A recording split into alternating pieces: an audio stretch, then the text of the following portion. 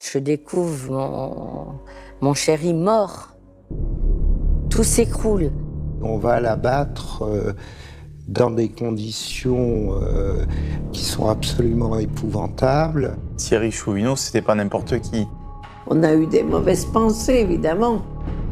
On a tous eu des mauvaises pensées. On sache la vérité, aussi douloureuse qu'elle soit.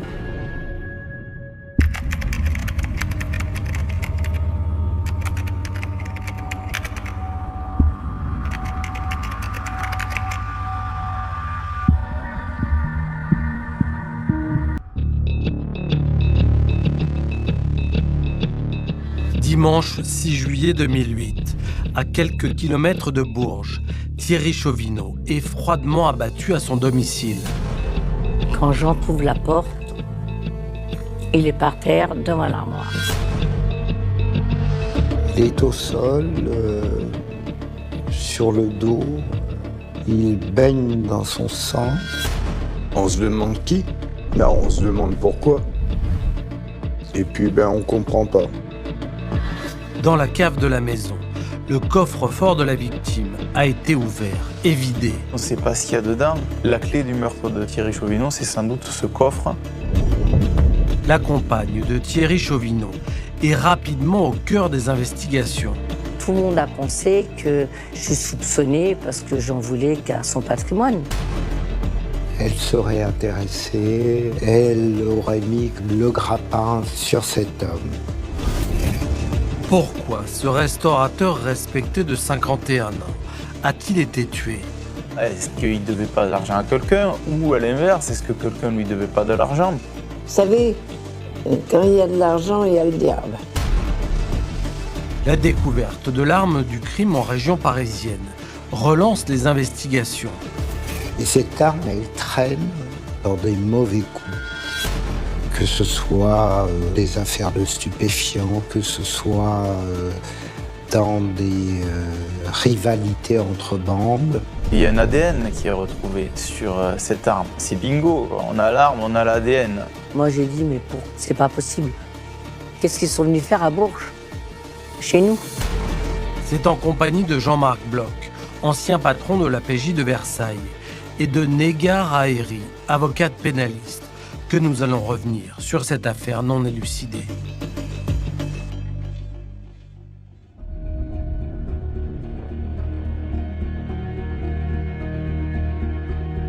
Le dimanche 6 juillet 2008, le jour se lève à peine sur Bourges.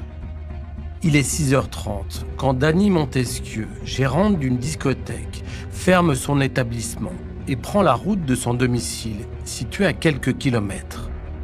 Elle sait que son compagnon Thierry Chauvineau doit encore dormir. J'ai passé ma nuit. Ce soir-là, j'ai eu beaucoup de clients. Je rentre épuisée. Et quand je suis rentrée le matin, tout a basculé.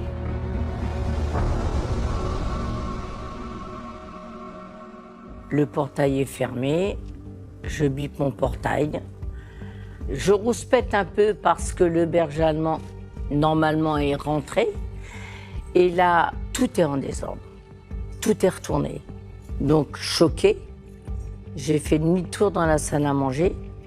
Et au bout du couloir, il y avait notre chambre à coucher. J'ai dit haut et fort à Thierry, « Lève-toi, on a été cambriolés, t'as rien entendu. » Et là, quand j'entrouvre la porte, il est par terre devant l'armoire.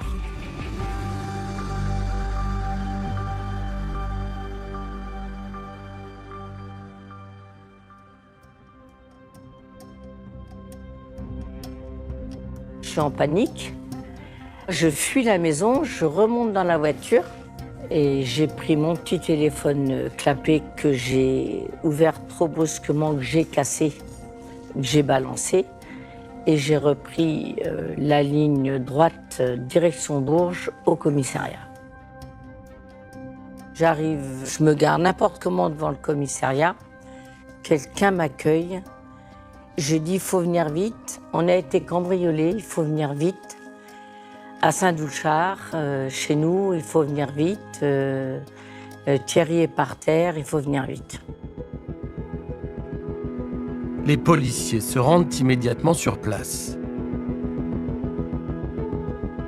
Je suis avec eux, j'hurle en disant qu'il faut appeler les pompiers. Je m'énerve parce que les pompiers mettent très longtemps. À un moment, je veux rentrer. Ils n'ont jamais voulu que je rentre. Je reste dehors avec un policier. Quand les pompiers arrivent, ils découvrent Thierry Chauvineau mort, gisant dans une mare de sang au pied du lit. Tout ce que je comprends, c'est que c'est fini. On ne sait pas ce qui nous arrive. Je vais me réveiller. C'est pas chez moi. C'est pas Thierry. Je ne suis pas là. C'est juste pas possible. Ça n'arrive qu'aux autres. Sous le choc, Dany Montesquieu appelle son fils. Sa belle-fille, Fanny Martin, se souvient très bien de cet appel. La nounou de notre fils est rentrée dans notre chambre pour nous dire que Dany est au téléphone.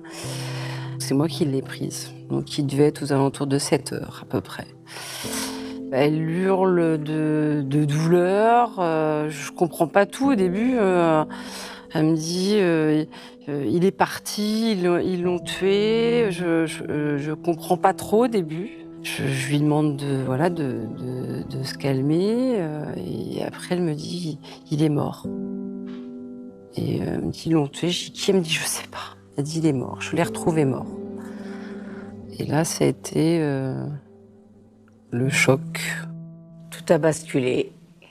Nous étions heureux. Nous vivions le parfait amour. Tout allait bien. Nos commerces, la vraie vie, quoi. Tout a basculé.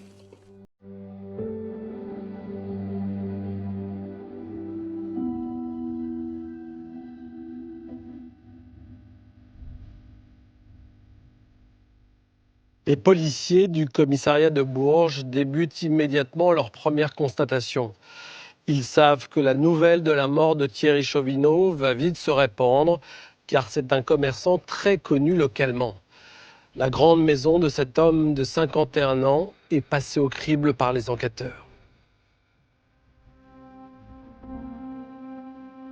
La bâtisse est imposante, entièrement clôturée. Le parc de 3000 m², doté d'une piscine, est parfaitement entretenu. On entre dans le domicile par un portail haut de 2,50 m, activé par un badge électronique. Maître Eugène Bangoura était l'avocat de Thierry Chauvineau pour la gestion de ses affaires dans la restauration. C'était une maison confortable qui était à l'image de son parcours professionnel et de sa réussite. Les enquêteurs ne relèvent aucune trace d'effraction. En revanche, la maison est en grand désordre. Une maison qui est sans dessus-dessous. Une maison qui a été retournée. Beaucoup d'objets jonchent le sol. On a l'impression d'une fouille systématique et peut-être même d'une fouille excessive. Dans la chambre où gît la victime, la lumière est allumée, la fenêtre bien fermée. Il est au sol, sur le dos, il baigne dans son sang, dans une position un peu singulière, comme s'il était désarticulé. Thierry Chauvineau est vêtu de noir et porte des chaussures en cuir. Une importante tache de sang est visible sur le haut de son pantalon. Selon toute vraisemblance, le décès a été occasionné par le tir d'une arme à feu. L'arme qui a tué Thierry Chauvineau, déjà, elle n'est pas sur place. Donc déjà, il s'écarte évidemment la thèse du suicide. On a à ce moment-là la compréhension de ce que Thierry Chauvineau a été abattu à son domicile, dans sa chambre. Le meurtre ne fait plus aucun doute. Un médecin est dépêché sur place. Après avoir déshabillé la victime, il constate 3 plaies au niveau de la fesse droite, de la hanche gauche et de l'aine droite. Une balle est découverte dans les plis du pantalon. Thierry Chauvineau a été atteint plusieurs fois par des tirs d'armes à feu. Il a été atteint plusieurs fois et il a été touché essentiellement au niveau de l'artère fémorale parce que c'est la rupture de l'artère fémorale qui va entraîner son décès. Le médecin estime que la mort est intervenue vers 2 heures du matin. Cette scène de crime est bizarre parce que Thierry Chauvineau, il est mort en ayant une balle dans l'aine. Quand des gens sont abattus, ils n'ont pas de balle dans l'aine en général. Ça va être dans le thorax, ça peut être dans la tête, ça peut être... On n'imagine pas forcément tuer quelqu'un en lui tirant dessus au niveau de l'aine. Donc est-ce qu'à ce moment-là, là où les personnes ont voulu qu'il meure, ce qui est sûr, c'est qu'après, ils ont tout fait pour qu'il meure, puisque de toute façon, ils n'ont pas appelé les secours. Il s'est vidé de son sang et ils ont attendu qu'il meure. Hein. C'est terrible parce que finalement, on se dit que cet homme-là, qui avait choisi d'être un peu en retrait dans sa vie privée, on va le chercher jusque dans son domicile et on va l'abattre dans des conditions qui sont absolument épouvantables. Les enquêteurs continuent à inspecter la scène de crime. L'armoire de la chambre, qui semble avoir été déplacée, porte un impact de balle. 2 projectiles sont retrouvés à l'intérieur du meuble. On peut se poser des questions. Qu'est-ce qui s'est passé? Est-ce qu'il y a eu une bagarre? Un fusil de chasse est alors découvert au-dessus de l'armoire. Je sais qu'il y avait un fusil, au-dessus de l'armoire. Ça, Thierry me l'avait dit, il y avait un fusil et des cartouches. J'imagine que son intention était de pouvoir s'en servir en cas d'agression. Et ce fusil est là. Ce fusil est là. Manifestement, il n'a pas pu s'en servir. Ce sont quand même des gens armés qui rentrent chez nous, dans notre propriété. Donc là, pourquoi? Qui? Qu'est-ce qu'il a fait? Qu'est-ce qu'on a fait? Qu'est-ce qu'ils sont venus chercher?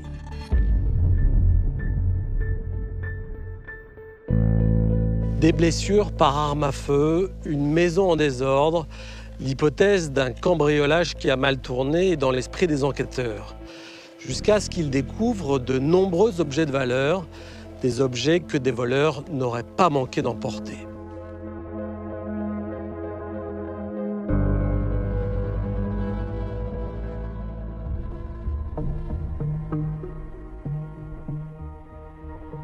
Thierry me gâtait énormément. Ce que je rêvais le jour, je l'avais la nuit. J'étais une princesse. Donc, il me gâtait énormément et on avait des montres de collection et il m'avait offert une super montre de collection, plus tous les bijoux qui étaient sur mon bureau et qui n'ont pas été volés. Dans la cuisine, on avait une cagnotte tous les deux où on posait de l'argent dans un petit panier au-dessus des meubles de la cuisine. Quand on voulait s'offrir mutuellement quelque chose, on prenait dans cette cagnotte. Une enveloppe contenant des billets découverte dans le salon. 35 000 € au total sont retrouvés dans différents endroits de la maison. Il y avait de l'argent liquide, pas mal d'argent liquide qui n'a pas été volé. Il y avait des bijoux, il y avait une montre de marque Rolex. Si c'était un cambriolage, si c'était des gens qui étaient venus pour ça, ils auraient pris aussi ces choses-là. Dans la cave, les bouteilles de vin de grand cru, et donc de grande valeur, sont toujours là. Mais ce qui intéresse surtout les enquêteurs, c'est un petit coffre-fort. On va retrouver ce coffre ouvert et vide. J'imagine que lorsqu'on prend la peine d'installer un coffre-fort chez soi, c'est pour y mettre soit des valeurs, soit des documents qui peuvent avoir une importance. Le coffre est ouvert et il est vide. Je n'ai jamais su ce qu'il y avait dans le coffre. Je savais qu'il y avait un coffre à la cave et je ne savais pas où il était. Non, parce que Thierry me disait « j'ai un coffre à la cave », mais je ne savais pas où il était et je lui disais toujours « je m'en moque, ce n'est pas mes affaires, on verra ça plus tard, je m'en moque ». Et puis en plus, c'est vrai, je m'en moquais. Le fait est que là, en tout cas, le coffre, il est ouvert, il n'y a rien dedans. Donc, est-ce que c'est ça que le ou les tueurs sont venus chercher? Est-ce que c'est un document? Est-ce que c'est... On ne sait pas. La clé du meurtre de Thierry Chauvineau, c'est sans doute ce coffre, même si on ne sait pas ce qu'il y a dedans. La clé du coffre est encore sur la serrure. L'hypothèse la plus probable, alors, c'est que c'est Thierry Chauvineau qui a la clé. Donc cette clé, soit Thierry Chauvineau a ouvert le coffre sous la contrainte, soit il a été contraint de la donner. À côté du coffre, une pochette contenant des assurances vie au bénéfice des enfants de Thierry Chauvineau et un calepin marron sont posés en évidence. Quelques pages sont déchirées. À quoi ça peut correspondre? C'est vraiment mystérieux, ce calepin qui est à côté du coffre. En tout cas, ce que l'on sait, c'est que ça n'est pas cet objet que l'on venait chercher, puisqu'on le retrouve. Qu'est-ce qu'ils sont venus chercher?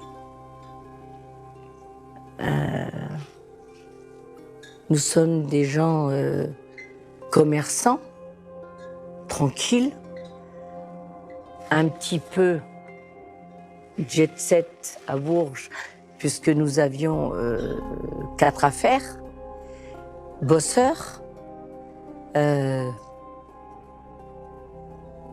Qu'est-ce qui s'est passé?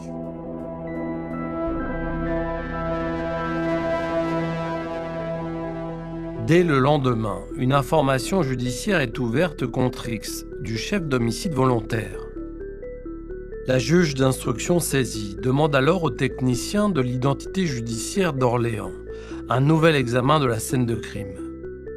Et ces experts vont enfin retrouver une douille, une seule, nichée sous le matelas du lit du petit-fils de Danny Montesquieu. Un étui de calibre 9 mm.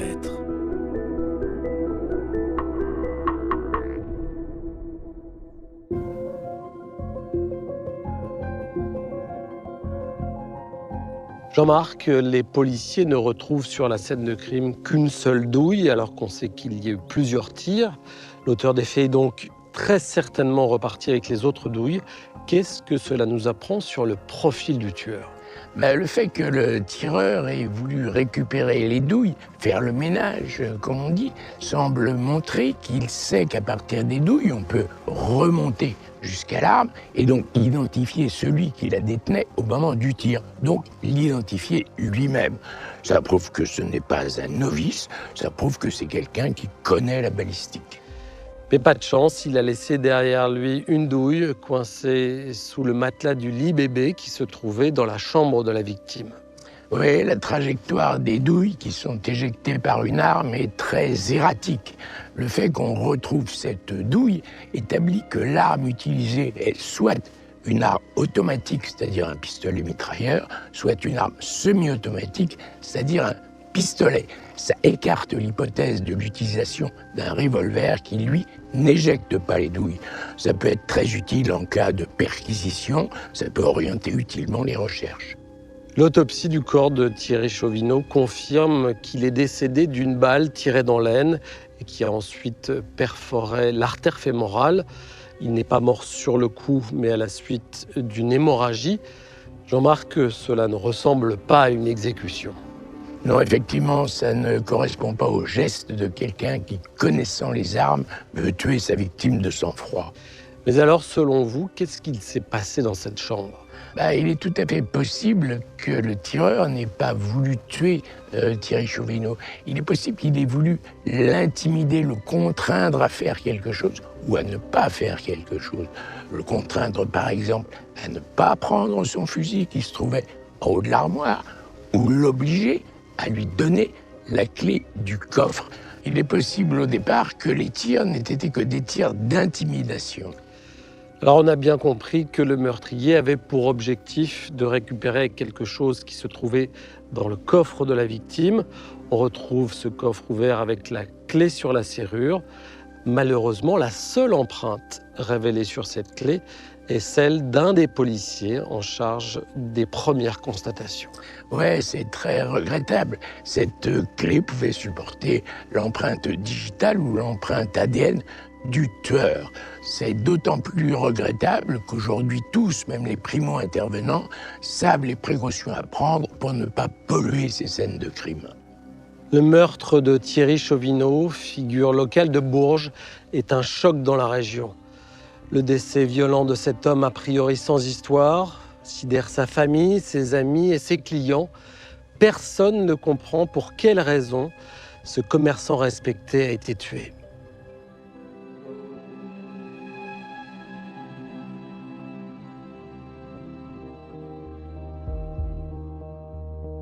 Je me souviens des journaux, de l'actualité locale. Thierry Chauvineau se fait assassiner. Je pense que même les journalistes sont stupéfaits de ce meurtre. J'étais jeune journaliste à l'époque, et voilà, je me retrouve avec ce meurtre. Et quand j'ai dit à la rédaction Thierry Chauvineau est mort, ça a été l'effarement, quoi. Comment Thierry Chauvineau peut être mort? Qu'est-ce qui s'est passé? C'est un effondrement, hein, quand vous perdez un ami sur un crime. C'est terrible. Je peux rien dire d'autre. On tombe de très haut. Là, on se demande qui. Là, on se demande pourquoi. Et puis, on comprend pas. Thierry Chauvineau, c'était pas n'importe qui. C'était un commerçant, mais j'allais dire, c'était peut-être le commerçant berruyer, l'un des plus gros commerçants berruyers. Il avait une brasserie en bas de la rue Moyenne et une brasserie en haut de la rue Moyenne, au pied de la cathédrale de Bourges. C'était une véritable figure, d'abord physiquement grand, une belle moustache qui devait soigner particulièrement. Le verbe « haut », on l'entendait lorsqu'il était derrière son comptoir. C'était entre guillemets une grande goule, mais par contre, un cœur énorme. C'était quelqu'un d'extrêmement généreux. Je vous dis, moi, il décrochait la lune de toute façon. Et puis même, moi je le voyais avec ses employés. Hein. Dès que ses employés avaient un souci, viens dans mon bureau, on va voir ça. C'était quelqu'un d'extrêmement généreux. C'était un gars charmant, bon cœur. Avec ses employés, il était... Quand ça allait pas, par contre, ça allait pas. Lui, il fallait que ça soit droit. Il ne s'agit pas... Oui, c'était comme ça. De très nombreuses personnes assistent aux obsèques de Thierry Chauvineau. Cette journée, elle était... C'était tellement intense en émotion. Il y avait beaucoup de monde aussi. On serait cru dans un film, je dirais presque de gangster. Donc, est-ce que c'est le milieu, est-ce que c'est mes yeux qui voyaient ça à l'instant T, plein de gens avec des lunettes noires, des visages que je n'avais jamais vus, donc certainement son environnement et ses relations de patron de bar. Et ces gens qui portaient des lunettes de soleil, je ne sais pas s'ils les portaient parce qu'il y avait du soleil, parce que ça, je m'en souviens pas. Mais je pense qu'il y avait beaucoup d'émotions. En fait, je pense que les lunettes, c'était pour cacher les yeux rouges. Dany est arrivé après, que je la revois dans son tailleur noir qui flottait de partout. Je me dis, mais il n'y en a plus. Je pense qu'elle avait perdu au moins 10 kilos en un laps de temps, hein, mais il n'y en avait plus. Elle n'avait plus de cuisses, plus de jambes. Elle avait du mal à tenir sur ses jambes.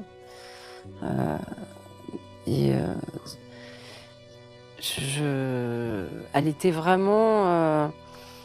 elle était là, mais je pense qu'elle était là sans être là. Mais pourtant, très rapidement, une rumeur circule dans Bourges. Dany Montesquieu, la nouvelle compagne de Thierry Chauvineau depuis 6 ans, serait suspectée par les enquêteurs. Je suis soupçonnée, bien sûr.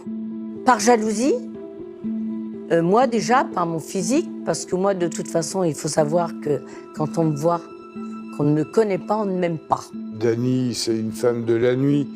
Et puis c'est Pomponnette, c'est la blonde. C'est une fille qui n'a pas sa langue dans sa poche. Donc c'est pas une fille normale, on va dire, dans l'esprit des gens.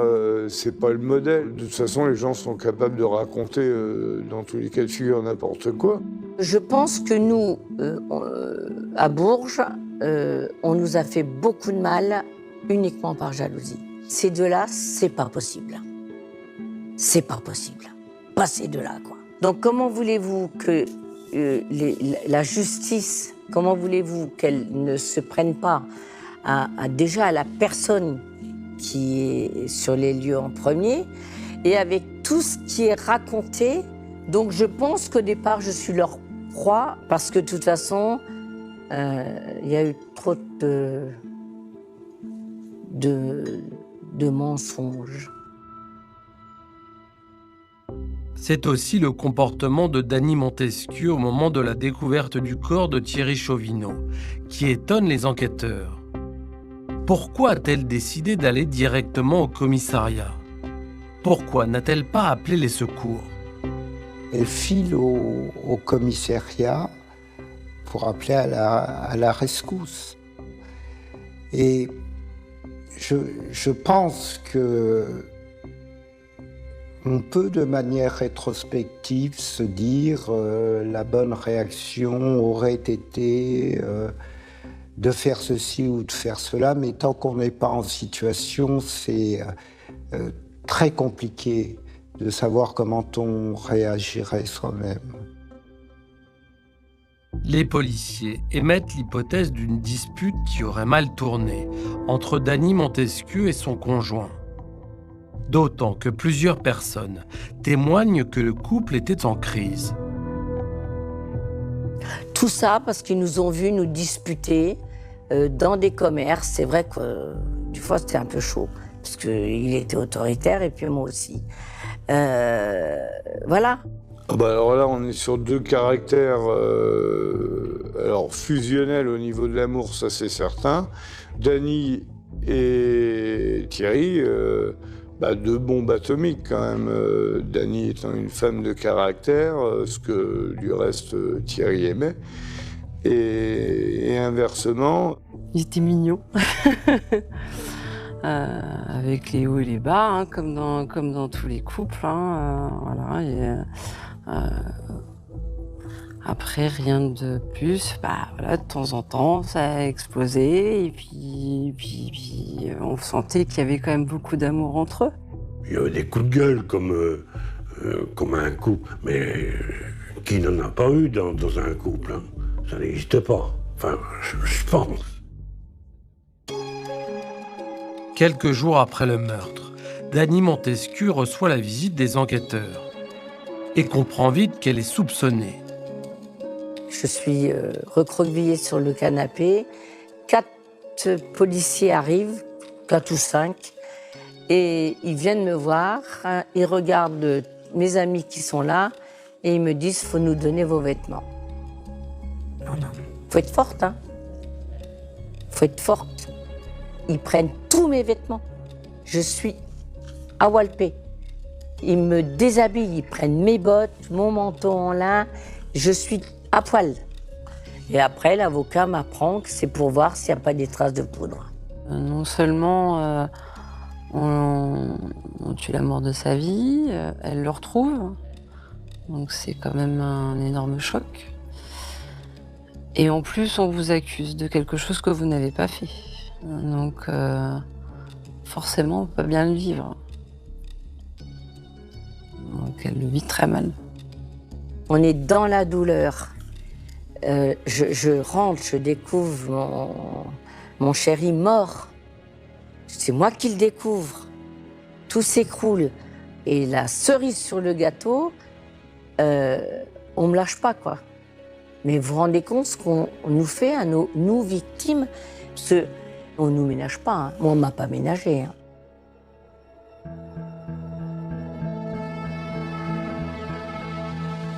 Les vêtements de Dany Montesquieu sont envoyés en analyse pour déterminer s'ils portent ou non des traces de poudre. Si c'était le cas, cela pourrait prouver qu'elle était dans la maison au moment du crime. Quelques jours après le meurtre, Dany Montesquieu est convoqué chez le notaire, le fils et la fille de Thierry Chauvineau également. Cette réunion a pour but de les informer des dispositions testamentaires de la victime, des dispositions qui vont envenimer les relations familiales. Moi, je ne suis jamais trop rentrée en guerre ce jour-là avec eux, parce que de toute façon, la guerre, elle était d'avant. Donc, ça va plus vite.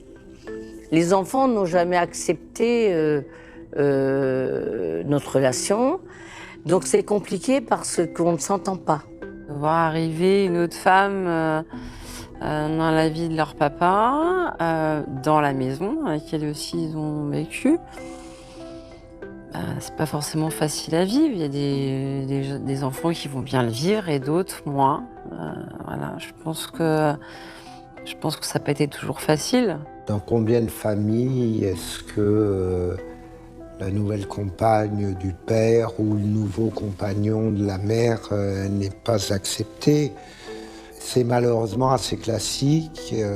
Parfois ça s'arrange avec le temps, parfois pas. Le notaire annonce que Thierry Chauvineau a modifié son testament peu de temps avant son décès, partageant son héritage à parts égales entre ses enfants et sa compagne.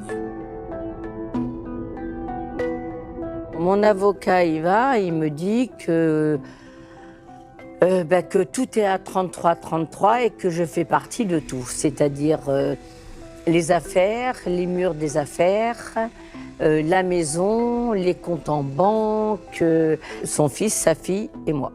Ça lui est tombé dessus, elle ne s'attendait pas du tout à ce que Thierry ait fait un testament et qu'il l'avait mise dessus, à la même hauteur que ses enfants. J'apprends que Thierry l'a fait au mois de mai, quelques mois avant, et là, j'en crois pas à mes yeux, quoi. C'est le choc. Le choc. C'est un testament de tout son patrimoine. C'est colossal. Ce nouveau testament replace Dany Montesquieu au cœur de l'enquête. Ce qui, aux yeux de certains, peut la desservir, c'est qu'elle arrive dans la vie de Thierry Chauvineau alors qu'il a une certaine aisance financière, qu'il ne s'en cache pas, et sûrement, dans l'esprit de certains, l'amour qu'elle porte à cet homme n'est pas vrai, elle serait intéressée, elle aurait mis, comme on dit, le grappin sur cet homme. Tout le monde a pensé que je soupçonnais parce que j'en voulais qu'à son patrimoine. Je pense, au départ, c'est ça. Et en plus, la cerise sur le gâteau, le testament. Je comprends qu'on peut s'interroger sur le fait que des dispositions testamentaires soient modifiées et que la personne décède quelques mois après. Je comprends qu'on puisse s'interroger. Mais elle ignorait ça. Elle ignorait ça. Et tout ce que Thierry Chauvineau a entrepris pour la protéger, il l'a entrepris sans elle. Et puis, ils avaient le projet de se marier. Et ce mariage arrivait à grands pas. Si l'objectif était effectivement de mettre la main sur le pactole, je pense qu'on peut accorder à Madame Montesquieu, qui est loin d'être sotte, l'idée qu'il valait mieux attendre d'être marié. L'emploi du temps de Dany Montesquieu la nuit du meurtre est vérifié. Elle était bien présente dans sa boîte de nuit. Elle était au travail, elle l'a dit, ça a été vérifié, elle y était. C'est plus qu'un alibi, c'est sa vie, quoi. Elle tient un établissement qui est un bar de nuit, dans lequel il y a une clientèle importante. Elle est à son travail, tout le monde le confirme. Elle n'a pas de don d'ubiquité, donc si elle est là, c'est qu'elle n'est pas ailleurs.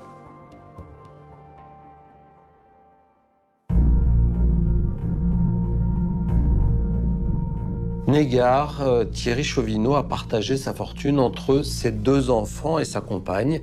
Est-ce que Danielle Montesquieu aurait eu un héritage plus important si elle avait été mariée? Arnaud, la loi française interdit de déshériter ses enfants. C'est le principe de la réserve héréditaire. Mais celle-ci ne représente jamais la totalité de la succession du défunt. Il dispose d'une part dont il peut toujours faire ce qu'il veut, c'est ce qu'on appelle la quotité disponible. Le montant de la quotité disponible dépend du nombre d'enfants. Quand, par exemple, on en a 2 comme Thierry Chauvineau, la quotité disponible ne peut pas excéder le tiers du patrimoine. Alors, marié ou non, Thierry Chauvineau n'aurait jamais pu donner plus du tiers de son patrimoine à Danielle Montesquieu. Thierry Chauvineau avait déposé son testament chez le notaire. Est-ce que c'est une condition indispensable pour que ce type de document soit juridiquement valable? Non, Arnaud. Il existe en effet un testament dit testament authentique qui se dicte à un notaire devant 2 témoins ou un autre notaire, mais le testament peut également être holographe, c'est-à-dire rédigé par la main du testateur lui-même, dès lors qu'il respecte certaines conditions de validité. Il doit être écrit par la main, précisément signé et daté. Et donc pour revenir à notre affaire, si on avait retrouvé le testament de Thierry Chauvineau, non pas entre les mains du notaire, mais dans son coffre-fort, il aurait été tout aussi valable. Rapidement, Dany Montesquieu est mise hors de cause. L'analyse de ses vêtements n'a rien révélé. Aucune trace de poudre n'a été mise en évidence. Et son alibi le soir du meurtre est indéniable. En toute logique, ce sont maintenant les autres bénéficiaires du testament de la victime qui intéressent les enquêteurs.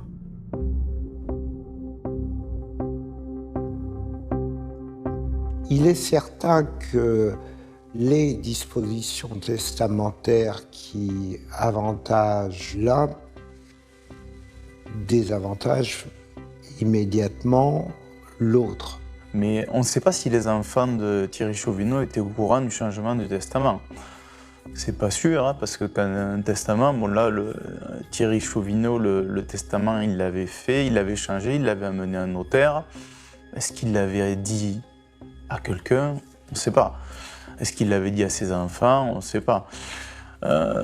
Évidemment que dans ce cas-là, les enfants peuvent être lésés.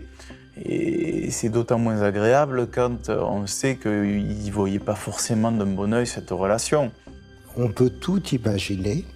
Les hypothèses sont effectivement sur la table. Mais de l'hypothèse à la démonstration, il faut avoir quelques certitudes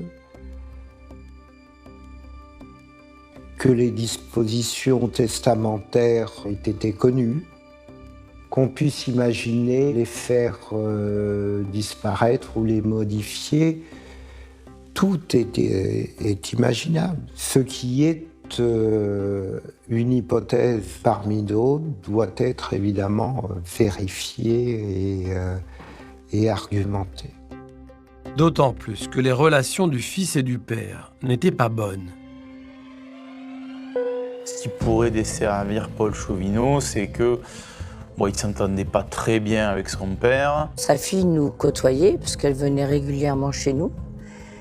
C'était plus compliqué avec son fils, mais il en était très triste. Je sais qu'ils avaient travaillé un petit peu ensemble. Ça s'est pas super bien passé, comme ça peut arriver en famille. Donc il a dû se dire, moi je vais faire ma vie ailleurs. Et puis il était allé travailler dans l'immobilier à Paris. Oh, il était un peu spécial, Paul. Il n'avait pas la carrure de son père, déjà. À Bourges, il a voulu être à la hauteur de son père, mais il n'arrivait pas à la cheville. Paul, c'est l'ombre du géant. Après, évidemment, Paul, c'est aussi un tempérament. C'est un bel homme qui peut-être qu'il ressemble assez à son père quand il était jeune. C'est quelqu'un aussi qui se promène, qui a une voiture, des voitures qui valent assez d'argent. Il aimait certainement la vie facile que papa y a donnée.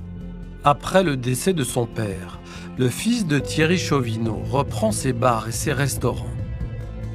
Peut-être que pour certains, ça peut être suspect de voir Paul Chauvineau revenir, reprendre des affaires de son père.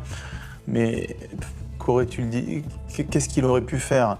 Son père avait était un businessman, un commerçant, il avait de belles affaires. Il n'allait pas les laisser péricliter. On a eu des mauvaises pensées, évidemment.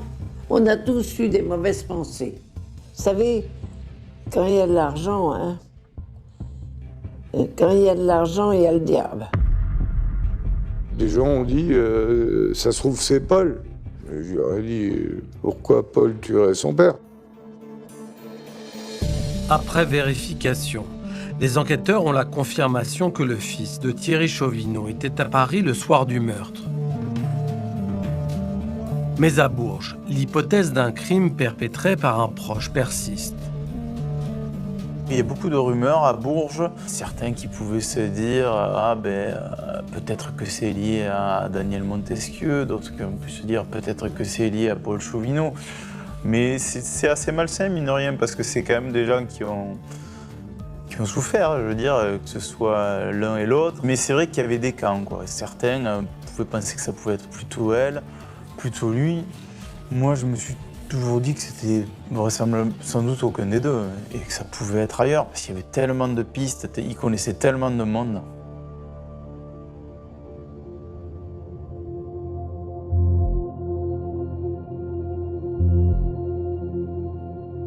Jean-Marc, la première piste suivie par les enquêteurs est celle des proches, piste selon laquelle le mobile du crime serait l'héritage de la victime. On l'a vu, Daniel Montesquieu et les enfants de Thierry Chauvineau avaient un alibi solide pour le soir du meurtre. La seule possibilité pour qu'ils soient impliqués, c'est qu'il s'agisse d'un crime commandité. Bien sûr, c'est une hypothèse qu'il ne faut pas écarter. On le sait, le tireur a pris le soin de ramasser les douilles, et je continue de penser qu'il s'agit d'un voyou expérimenté. Il a très bien pu être recruté, payé, pour intimider, pour menacer, voire pour tuer Thierry Chauvineau. Si on revient à la piste des proches, la première hypothèse serait que Dany Montesquieu aurait cherché à faire disparaître son compagnon pour percevoir l'héritage. Ouais, mais ça supposerait qu'elle ait été au courant qu'un testament ait été rédigé en sa faveur par Thierry Chauvineau à hauteur de 33% de son patrimoine. Et quand bien même elle aurait été au courant de ce testament, quel intérêt avait-elle à faire disparaître Thierry Chauvineau, puisque dans quelques mois, ils allaient se marier et qu'à ce titre, elle devenait son héritière légale? Alors la seconde hypothèse serait que le fils ou la fille de Thierry Chauvineau, au courant des dispositions successorales en leur défaveur, est persuadé que le testament se trouvait dans le coffre-fort de leur père, aurait envoyé quelqu'un pour récupérer ce document. Ouais, là encore, ça me paraît peu crédible. Les enfants de Thierry Chauvineau savent très bien qu'il s'agit d'un homme d'affaires avisé, qui possède plusieurs brasseries, qui manie beaucoup d'argent et qui sait s'entourer d'avocats, de notaires. On voit mal cet homme rédiger son testament sur un simple cahier d'écolier et l'enfermer dans son coffre sans autre formalité légale. Pour vous, Jean-Marc, le testament n'a donc rien à voir avec le meurtre. Non, Arnaud, je dis pas exactement ça. Je pense que ce testament n'est pas le mobile du meurtre. En revanche, on peut se demander pourquoi Thierry Chauvineau a fait ce testament seulement 2 mois avant sa mort, alors qu'il s'agit d'un homme de 51 ans en pleine santé. C'est probablement qu'il se sentait en danger, qu'il se sentait menacé, pour une raison qu'on ignore. Les policiers cherchent maintenant de nouvelles pistes. Il convient donc de retracer les dernières heures de Thierry Chauvineau pour tenter d'établir à quel moment et dans quelles circonstances son tueur est arrivé chez lui. Le soir du meurtre, Thierry Chauvineau dîne dans un de ses établissements en compagnie de Dany Montesquieu et d'un couple d'amis. Et moi, vers 11h, 11h30, je les ai laissés, et tous les 3, à l'Eurocafé. Et moi, je suis partie travailler. Et Thierry passait souvent, après ses fermetures de bar, il passait toujours me faire une bise. Et ce soir-là, il m'appelle, il est minuit et demi peut-être, enfin dans ces heures-là, oui à peu près. Et il me dit, je ne passe pas, je suis fatigué. Il dit à sa compagne qui veut rentrer à leur domicile. Il rentre. Il est retrouvé donc décédé à leur domicile.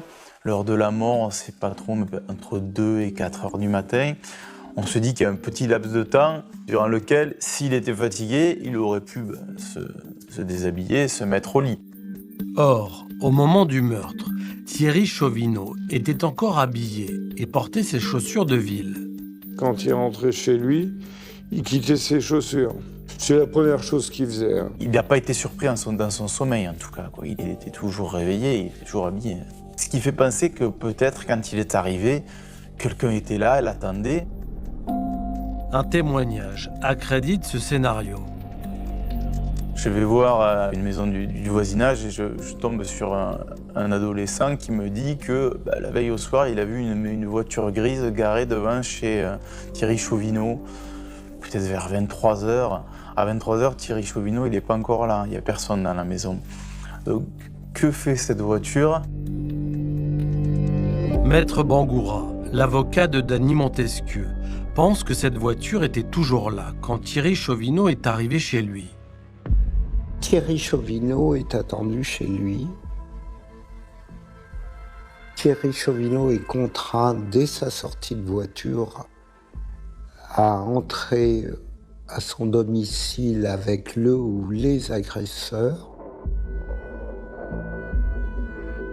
Car ce qui est certain, c'est que sans lui, personne ne pouvait pénétrer dans la propriété. Alors, le portail, si t'as pas le bip, tu rentres pas déjà.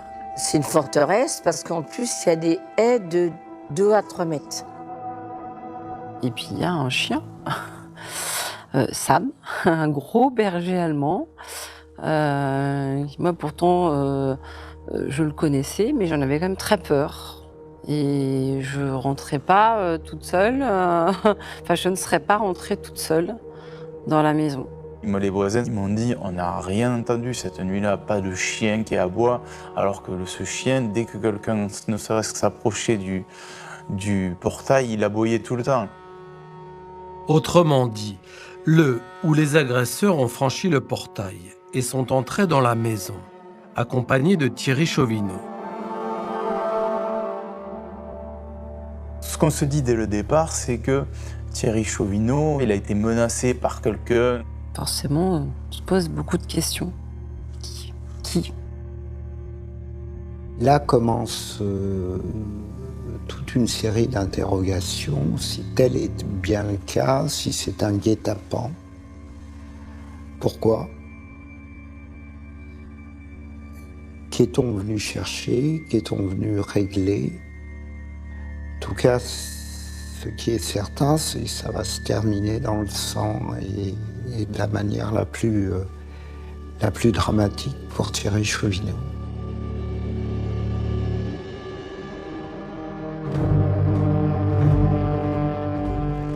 Jean-Marc, tout laisse à penser que Thierry Chauvineau était attendu devant chez lui lorsqu'il est rentré le soir du meurtre.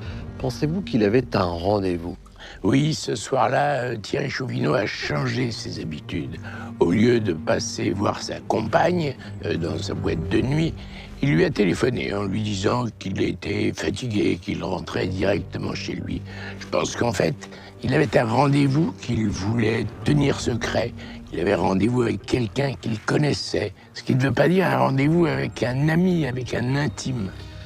D'ailleurs, on ne retrouve dans la maison aucune trace d'un instant de convivialité, pas de bouteille sortie, pas de verre, pas de tasse. Non, je crois que ce rendez-vous n'avait rien d'amical. Il n'avait d'autre objet que le contenu du coffre. Or, ce coffre ne semblait pas contenir d'objets de valeur, de liquidité. En effet, les enquêteurs ont trouvé peu de temps après le décès de Thierry Chauvineau la somme à peine cachée de 35 000 €, des montres de marque et des bijoux de valeur. Non, Thierry Chauvineau cachait autre chose dans ce coffre. Et le contenu de ce coffre est en lien étroit avec ce rendez-vous qui a abouti à la mort du restaurateur. Les questions sans réponse sont nombreuses en ce début d'enquête. La personnalité, les connaissances et les habitudes de la victime sont au cœur des investigations. En s'intéressant à la vie de Thierry Chauvineau, les enquêteurs essaient de comprendre ce qui a pu se passer.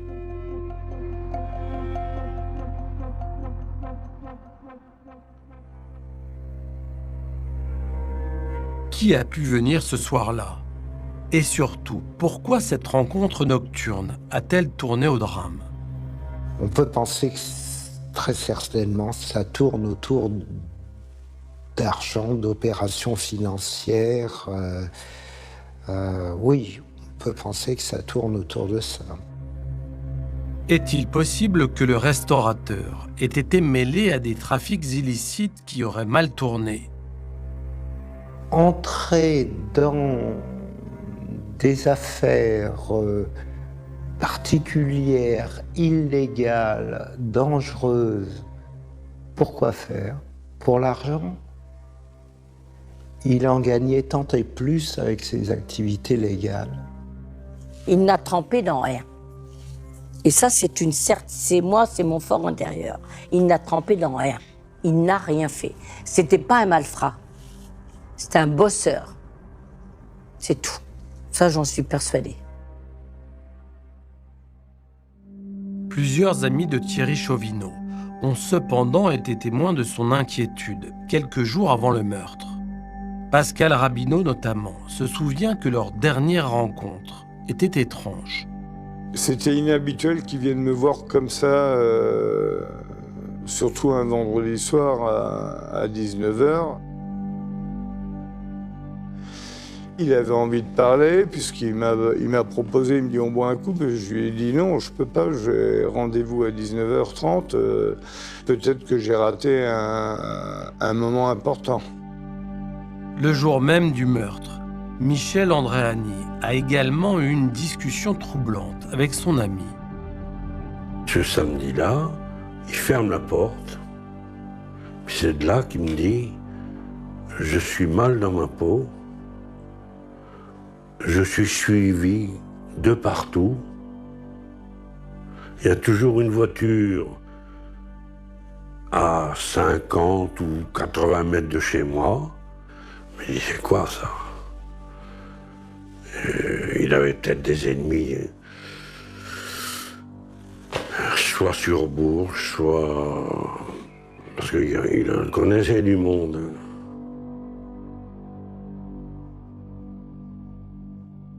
Et en fouillant dans la vie de la victime, les enquêteurs lui découvrent une passion qui aurait pu le mettre en danger. Thierry Chauvineau aimait jouer au poker. On sait qu'il a de l'argent, donc c'est sans doute pas des parties avec des belles sommes. Hein. Donc ils se disent forcément, est-ce qu'il devait pas de l'argent à quelqu'un, ou à l'inverse, est-ce que quelqu'un lui devait pas de l'argent?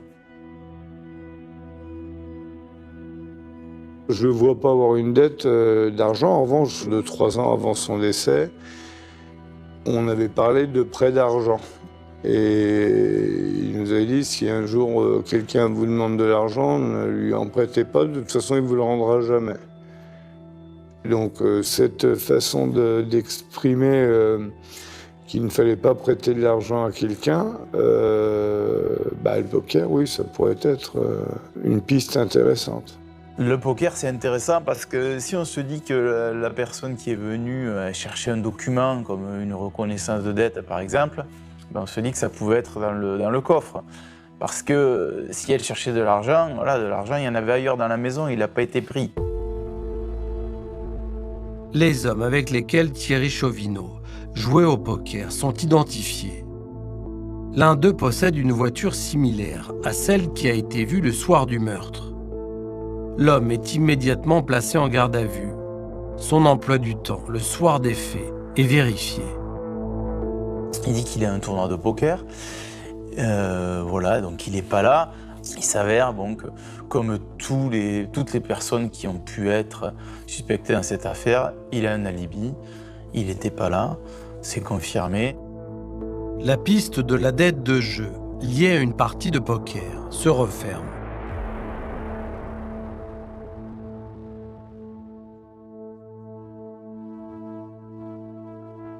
Négard, on apprend que Thierry Chauvineau jouait régulièrement au poker dans des soirées privées. Est-ce que c'est légal d'organiser et de participer à de telles soirées où se tiennent des jeux d'argent? Depuis le 19e siècle, les jeux d'argent, s'ils ne sont pas sous le contrôle d'un organisme agréé par l'État, sont interdits en France. Tout organisateur d'un jeu d'argent qu'on pourrait donc qualifier de clandestin s'expose alors à une peine d'emprisonnement et d'amende. Mais attention, ça ne vaut que pour l'organisateur de telles soirées. Le participant, lui, ne tombe pas sous le coup de la loi pénale. Et donc, pour revenir à notre affaire, tant que Thierry Chauvineau n'organisait pas de telles soirées, il était libre d'y participer. Les enquêteurs se demandent si le coffre de Thierry Chauvineau ne contenait pas une reconnaissance de dette. Quelle est la force de ce genre de document signé sur un bout de papier ? Une reconnaissance de dette, c'est un document par lequel une personne s'engage à payer à une autre personne un certain montant. Il n'est pas nécessaire que cette reconnaissance de dette soit établie devant un notaire. En revanche, elle doit réunir certaines conditions, par exemple être signée et surtout contenir le montant à la fois en chiffres et en lettres. Les semaines passent et le mystère du meurtre de Thierry Chauvineau reste entier. Les premières pistes suivies ne permettent pas d'identifier le tueur. Cependant, Dany Montesquieu fait toujours confiance à la police pour élucider le crime.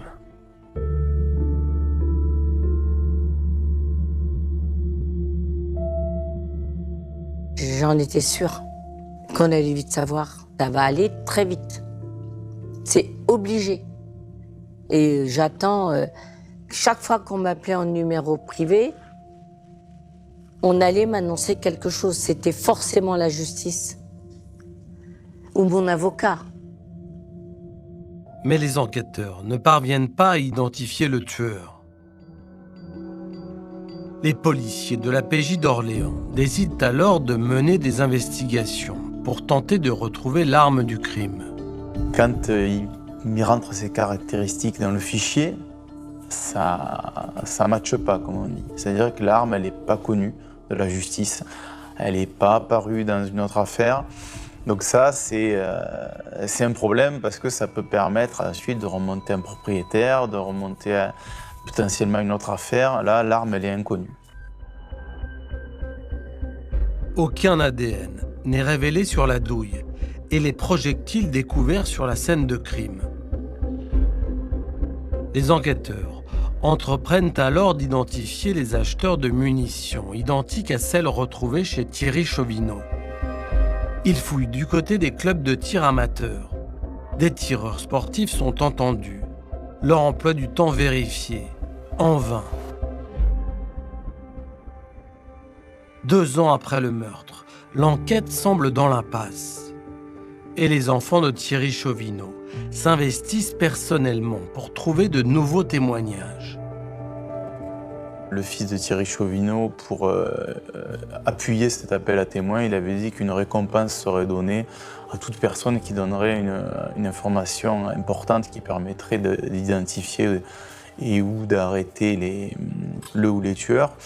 Donc oui, les proches ont toujours été impliqués, ils ont toujours été dans la volonté de savoir qui avait fait ça. C'est alors qu'en juin 2010, un événement inattendu va relancer les investigations. Le rebondissement, c'est Maître Mangourin, mon conseil, qui m'appelle et qui me tient au courant, comme quoi ils ont trouvé l'arme. Et alors là, je me dis ça va aller très vite.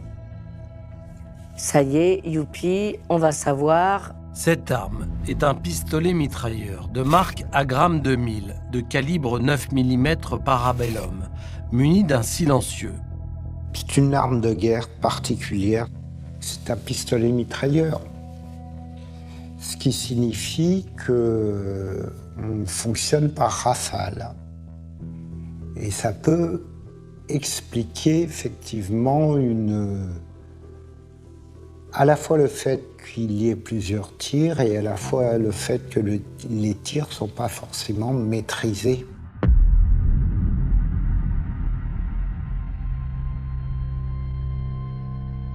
Ce qui est particulier, ce qui est très compliqué, c'est que cette arme, elle est retrouvée dans un endroit pas banal et pas simple, c'est qu'elle est retrouvée dans une cité de région parisienne, à Aubervilliers, dans un box avec plein d'autres armes. Et cette arme, elle traîne dans des mauvais coups, que ce soit des règlements de compte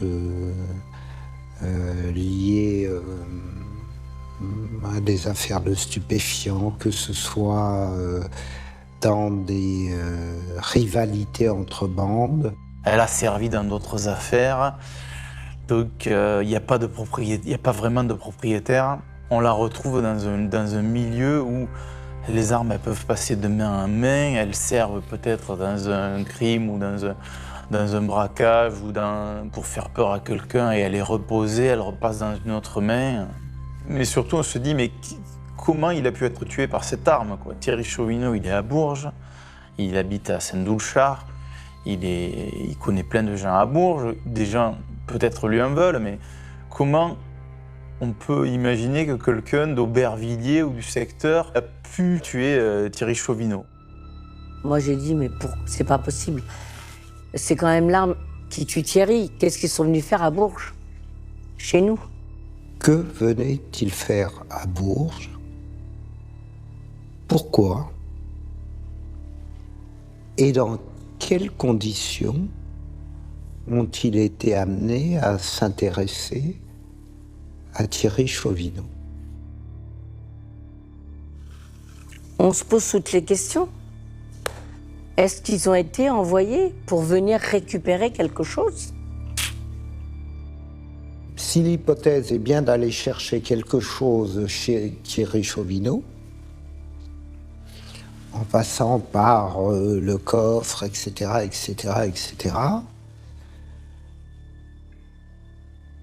on peut envisager effectivement qu'on ait demandé à des exécutants de passer à l'acte. En mai 2011, une analyse du pistolet mitrailleur permet de découvrir une empreinte génétique.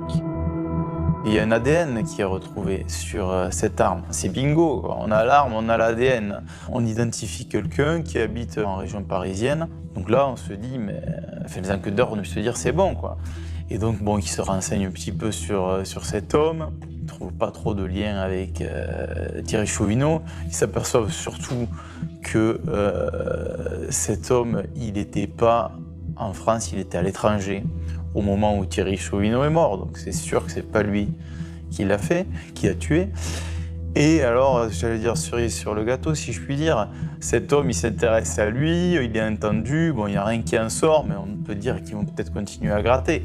Et cet homme, il est tué quelque temps plus tard dans un règlement de compte, dans une fusillade en région parisienne. Il ne sera jamais possible d'établir si le meurtre de cet homme, en bas de chez lui dans sa cité, a un lien avec celui de Thierry Chauvineau.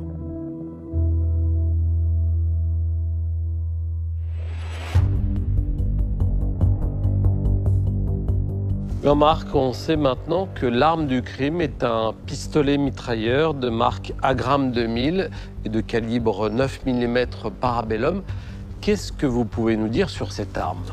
C'est une arme de guerre d'origine croate qui a servi essentiellement dans le dernier conflit des Balkans.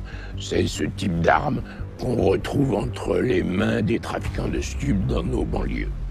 Alors on retrouve ce pistolet mitrailleur à Aubervilliers.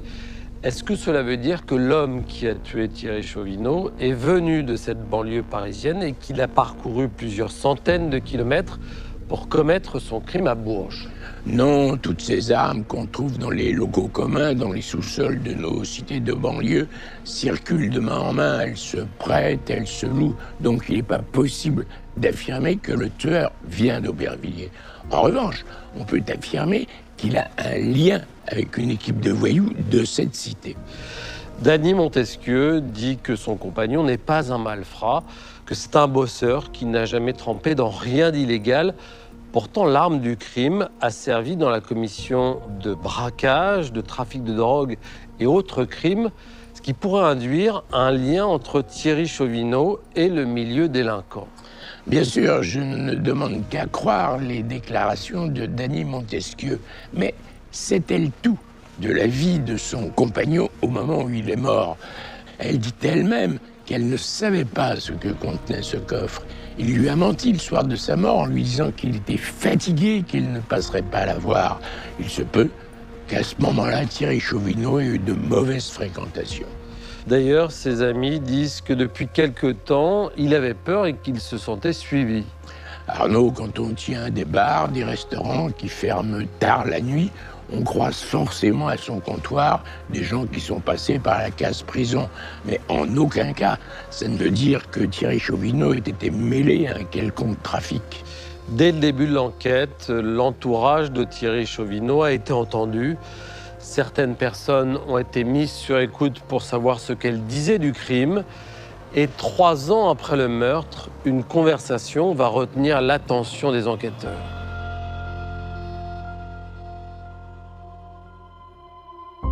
Il y a un ancien salarié du Damier, donc la discothèque de Daniel Montesquieu, qui est sur écoute. Ce salarié, il a été licencié récemment par Daniel Montesquieu. Donc forcément, ils ont un contentieux, j'allais dire, lui il est mécontent. En plus, il dit à son père au téléphone qu'elle lui doit encore de l'argent, 1 500 € apparemment. Donc il a un contentieux avec elle. Une conversation entre cet ancien salarié et son père intéresse tout particulièrement les enquêteurs. Là, dans la discussion, le père de cet ancien salarié du Damier dit: tu n'as qu'à aller voir Daniel Montesquieu et lui dire que si elle ne te paye pas, tu vas aller dire à la police que c'est elle qui a tué Thierry Chauvineau. Donc forcément, les enquêteurs ils se disent peut-être que les 2 hommes savent des choses. Les policiers obtiennent alors sur cet individu une information très intéressante. Cet ex-salarié, il a de la famille, une tante à Aubervilliers. Et Aubervilliers, c'est là où l'arme du crime a été retrouvée. Ça la rend d'autant plus intéressante cette piste parce qu'on se dit, s'il a de la famille à Aubervilliers, peut-être qu'il connaît quelqu'un à Aubervilliers, peut-être qu'il a pu savoir avoir accès à quelqu'un qui a pu utiliser cette arme pour venir tuer Thierry Chauvineau. L'homme et son père sont placés en garde à vue. Ils nient toute implication dans le meurtre de Thierry Chauvineau. Les 2 hommes sont finalement relâchés. Je pense qu'ils lui ont fait beaucoup de mal pour rien. Mais c'est juste pas possible. C'est juste pas possible. Ils se sont acharnés après lui pour rien, pour moi pour rien.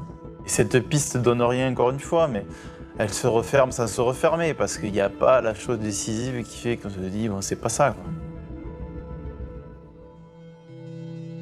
Les enquêteurs se retrouvent à nouveau dans l'impasse. Et 3 ans après ces gardes à vue, la justice décide de refermer le dossier. Le 15 décembre 2014, une ordonnance de non-lieu est prononcée. Hop, ben je me dis que sur le coup, je me dis que tout est fini, c'est terminé, ça fera encore un colcaise dans un placard. Et ben moi j'ai dit, là on est hors de question. Donc j'ai fait la bataille, j'ai fait ce que j'ai pu. J'ai relu l'enquête pendant 2 ans avec mon avocat et on a pointé des choses.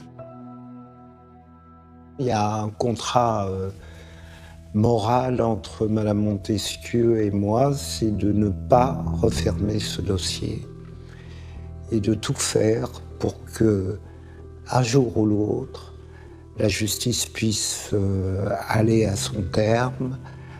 Et ce dossier n'a jamais quitté mon bureau. À sa demande express, il n'a jamais quitté mon bureau.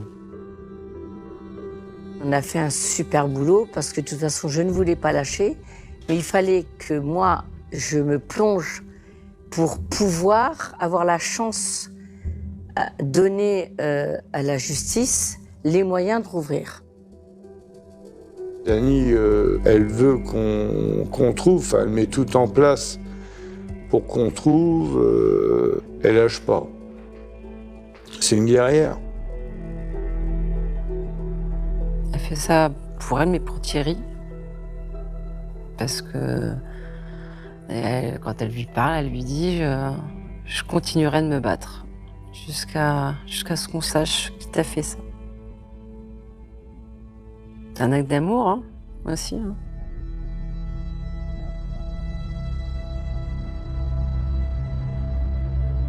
À la relecture du dossier, nous nous sommes aperçus qu'il y avait peut-être les moyens aujourd'hui de mener de nouvelles investigations. Donc on a demandé que de nouvelles investigations soient menées.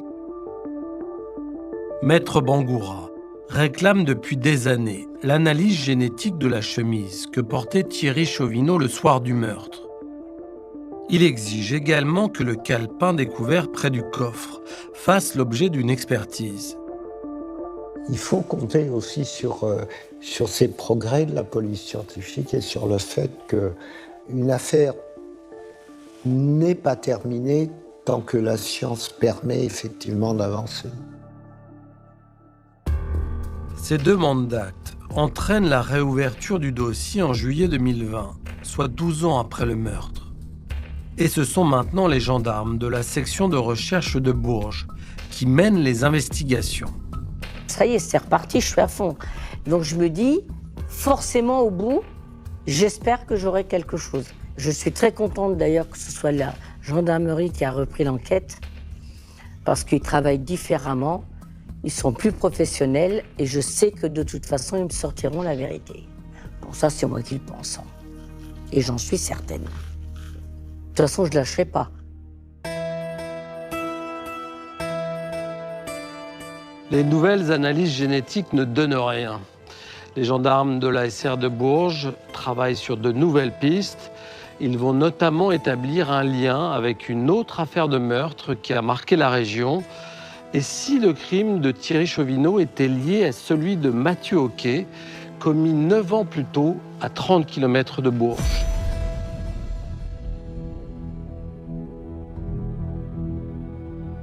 Le 13 juillet 1999, un éleveur de chevaux retrouve le corps d'un jeune homme dans un fossé à l'extérieur de Vierzon. Il se trouve que c'est un jeune homme de 22 ans qui s'appelait Mathieu Hoquet. Il a été tué d'un coup d'une pierre derrière la tête, en fait. Voilà. Donc c'est un meurtre assez violent. Le mobile est peut-être un vol crapuleux, puisque Mathieu avait la clé du coffre de son restaurant. Et peut-être que, On murmure qu'il aurait tombé dans un traquenard pour récupérer la clé du coffre. 21 ans après les faits, 4 hommes sont condamnés pour le meurtre de Mathieu Hoquet. Et il se trouve que l'un d'eux a été entendu dans l'enquête sur le meurtre de Thierry Chauvineau. Même si on ne connaît pas les tenants et les aboutissants, on sait qu'un enquêteur est venu voir un accusé dans l'affaire Mathieu Hoquet pour l'affaire Chauvineau. On sort l'information parce que bon, c'est quand même pas rien. Je veux dire, faire le lien entre les deux affaires, il y a un pont entre les deux affaires. Voilà. L'interrogatoire avait pour but d'obtenir des informations sur un homme bien connu des services de police à Bourges. Un individu au casier judiciaire chargé, aujourd'hui en cavale au Maroc.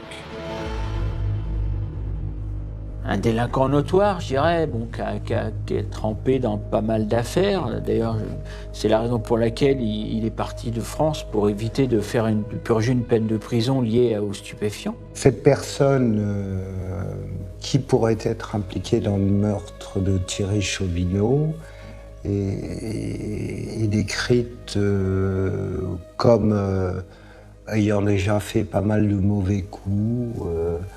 Ça n'est pas un profil d'enfant de cœur. On se dit que si le meurtre de Thierry Chauvineau est un meurtre commandité, ce qui n'est pas une hypothèse farfelue, le mobile pour celui qui a agi, c'est la récompense, c'est le prix. Compte tenu du profil de la personne, ça paraît pas improbable. Ça paraît pas improbable. Le journaliste Rémi Beurion a eu un échange avec cet homme. Me contacte via Messenger en me disant « mais c'est pas moi, faut pas croire tout ce qu'on dit, quel intérêt j'aurais à faire ça, j'ai jamais fait ça, etc. etc. » Voilà, donc, pour lui, il n'a rien à voir l'affaire Chauvineau, puisqu'il dit connaître le fils, ce qui est tout à fait probable. Enfin, je veux dire, bon, Vierzon-Bourges, 30 km, voilà, les gens se connaissent. Hein. Enfin, je veux dire, c'est pas non plus, voilà, on n'est pas une grande agglomération, donc il est tout à fait possible qu'ils se connaissent, qu'ils aient des liens d'amitié, de camaraderie, je ne sais quoi. Enfin, voilà. Enfin, après, ça les regarde. Ça fait partie des pistes nouvelles qui ont ressurgi à l'occasion de la réouverture de ce dossier. Et ça n'est certainement pas à négliger. C'est vrai que ça interpelle. Voilà, surtout dans notre région, il n'y a pas quand même, il n'y a pas des meurtres tous les 3-4 matins, mais ouais, ça interpelle. Enfin, je veux dire, quand un enquêteur tombe là-dessus, oui, ça doit l'interpeller, quoi. Voilà. Actuellement, les gendarmes multiplient les auditions et reprennent toute l'enquête à zéro. Une par une, toutes les pistes sont à nouveau creusées et Dany Montesquieu réclame qu'une piste jusqu'ici délaissée fasse l'objet d'investigation, celle de la passion de Thierry Chauvineau pour la chasse d'animaux sauvages. Il allait chasser en Afrique quand même, hein. Il allait en Tanzanie, il allait au Bénin, il faisait de très grosses chasses en Afrique. Or, un mois avant le meurtre, Dany Montesquieu remarque un événement troublant.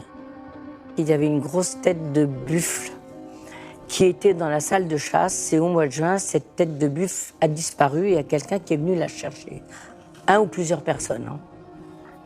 Et ce soir-là, quand je rentre dans la salle de chasse, je dis à Thierry, c'est quoi ça? Parce que c'était énorme. Ouais, alors là, c'est vrai, t'en occupes pas, c'est mon problème. Ils ont voulu la récupérer, ben, ils l'ont récupérée. C'est pas ton problème, t'en mêles pas. Et puis énervé. Puis ça en est resté là. Et puis on n'en a jamais reparlé. Et quand Thierry a été tué, Ça m'est revenu. J'ai dit, mais pourquoi cette tête de buffle, au mois de juin, quelqu'un est venu la récupérer et il n'a jamais voulu m'en parler. Et c'est vrai que ça, je ne sais pas si ça a été creusé. Je ne sais pas. Pour moi, ça n'a pas été creusé. Michel Andréani se souvient que peu de temps avant le crime, Thierry Chauvineau a reçu dans sa brasserie une drôle de visite, celle d'un homme qui l'a accompagné lors de ses chasses africaines. Tu vois ce grand gars, il faisait au moins 2 mètres. Il me dit, tiens, je te présente mon pisteur. Je lui dis, un pisteur qui vient me voir. Quand même, ça me paraît bizarre.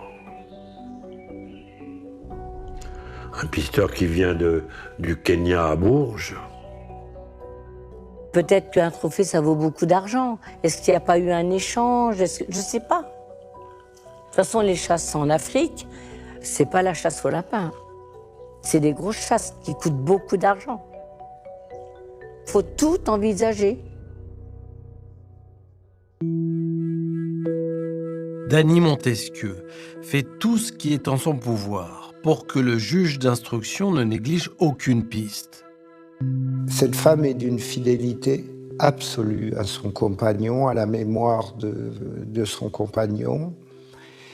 Et elle n'est pas ou plus en paix depuis la disparition de celui-ci. C'est extrêmement touchant et tant qu'elle mènera ce combat-là, je serai à ses côtés parce que, d'une certaine manière, je le dois aussi un peu à Thierry Chauvineau. Vous pensez aujourd'hui qu'au bout de 14 ans, je vais lâcher? Non, mais je ne serai pas Danny déjà. Je ne serai pas Danny Montesquieu. Puis là-haut, qu'il a confiance en moi et qui se dit, ma blonde, ma bout de bonne femme, elle, de toute façon, elle ne m'oubliera pas et elle ne lâchera pas. Et moi, quand je m'endors, c'est ça. Et Thierry, tu peux me croire, je ne lâcherai jamais. Voilà.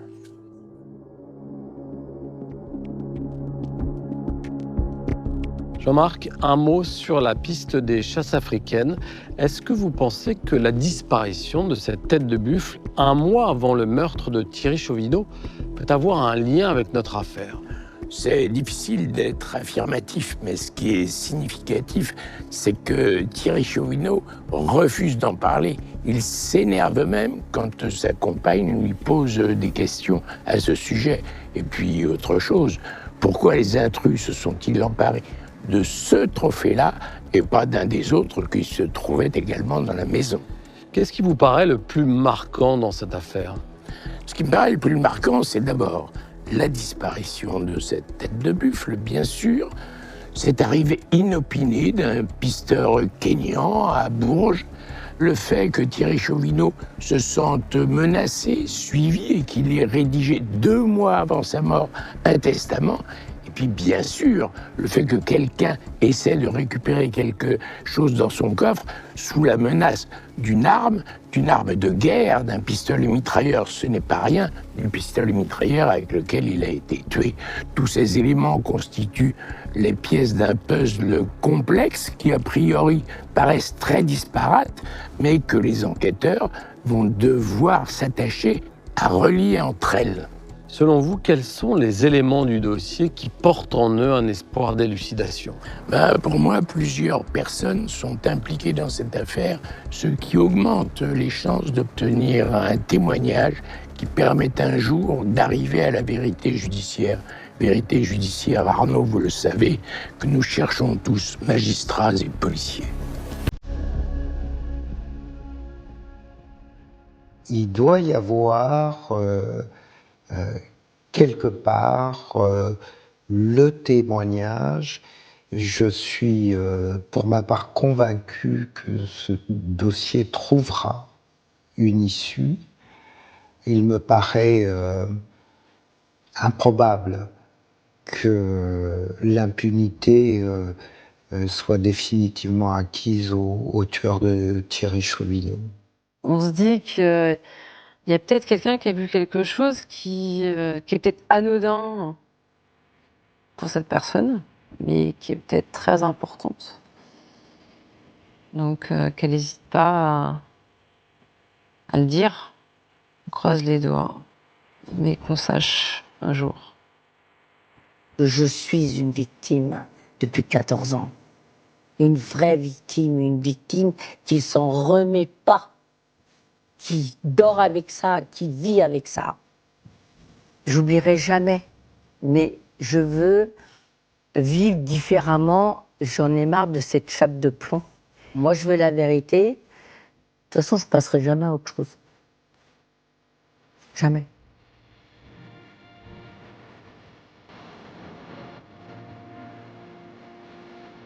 L'enquête sur la mort de Thierry Chauvineau a commencé de façon classique, en fouillant sa vie personnelle.